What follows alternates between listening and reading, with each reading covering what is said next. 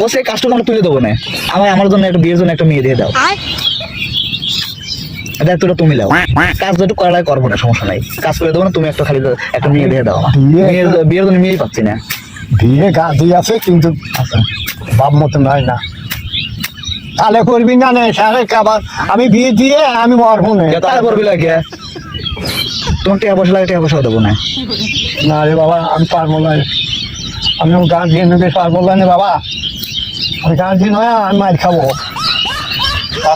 আরে বউ চলে আলি ফিরে বউ চলে সমস্যা কি, তোমার কাছে থাকবি, ওই তো তুমি রেখে দিবে, শান্ত ছবি আমার তুমি রেখে দিবে ভাই বাবা।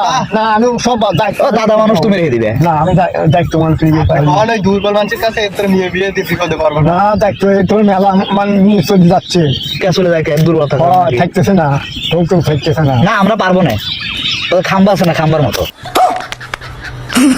পারবো না, আপনার টাকা থাক যাই থাক, কাকাও আছে খাম্বাও আছে।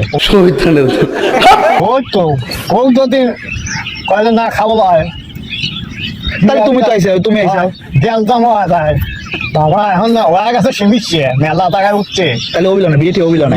তো শোনেন আপনার দেশে বিয়ে করেন তা, আমার দেশ তো সৌদি আরব।